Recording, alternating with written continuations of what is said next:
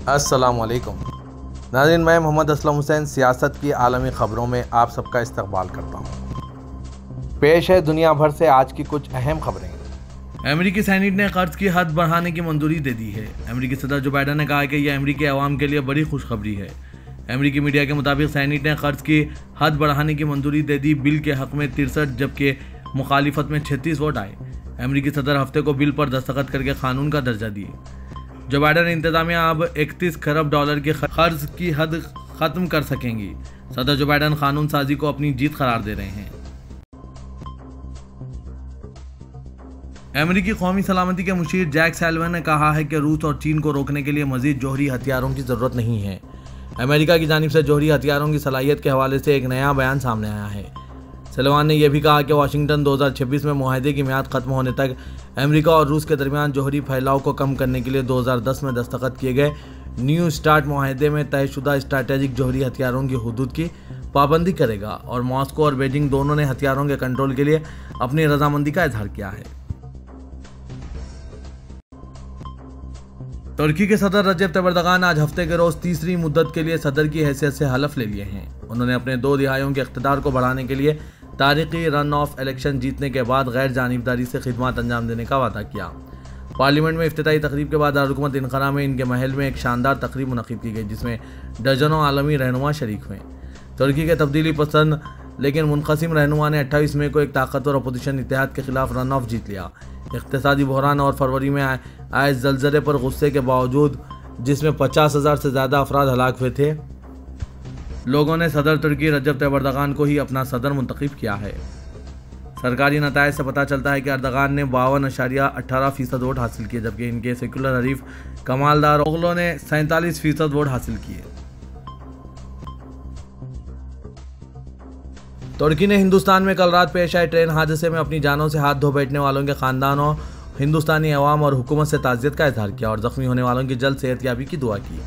वज़ारत ख़ारजा की जानिब से जारी करदा बयान में कहा गया है कि हिंदुस्तानी रियासत उड़ीसा में गुज़िश्ता रात पेश आए ट्रेन हादसे में तकरीबन 300 अफराद की जानें गई है और तकरीबन 1000 अफराद जख्मी हैं और अस्पताल में ज़ेर इलाज हैं। बयान में कहा गया है कि हादसे में जानों से हाथ धोने वालों के लवाहिकीन और हिंदुस्तानी अवाम और हुकूमत से ताज़ियत का इजहार करते हैं और जख्मियों की जल्द सेहतयाबी के दुआ गो हैं।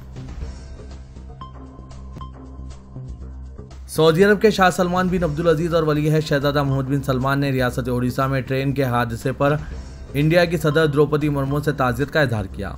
वाज़ेह कि इंडिया की रियासत उड़ीसा में ट्रेनों के दरमियान खौफनाक तसादुम में मरने वालों की तादाद 300 तक पहुंच चुकी है, जबकि 1000 मुसाफिर जख्मी हुए हैं। हादसा जुमे की शाम भुवनेश्वर से तकरीबन 200 किलोमीटर दूर बालासोर के इलाके में पेश आया।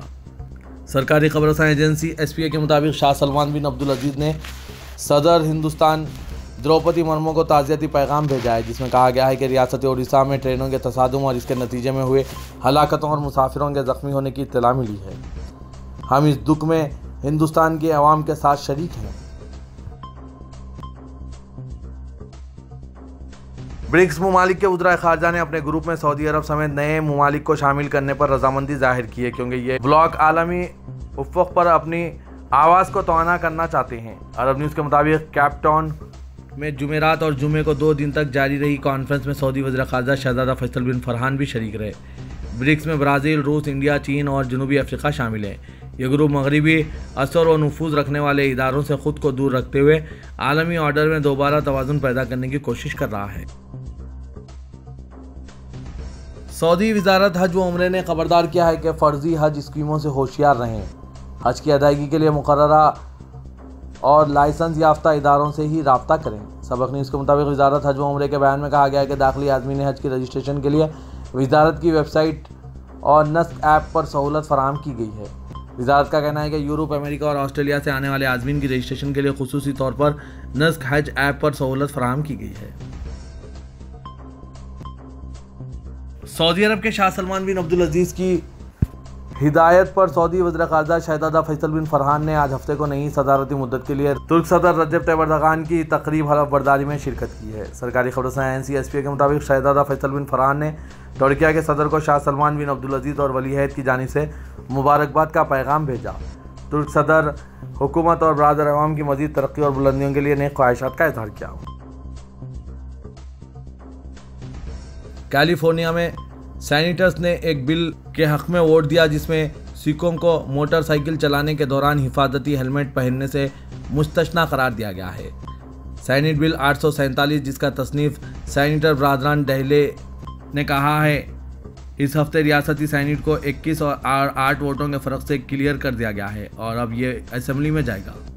मज़हब की आज़ादी इस मुल्क की बुनियादी बुनियाद है। हमें बहैसियत अमरीकी अपने मज़हब को आज़ादी के साथ इज़हार ख्याल करने का हक़ हासिल है और मैं समझता हूँ कि यह हक़ हर किसी को यकसां तौर पर फैलाना चाहिए।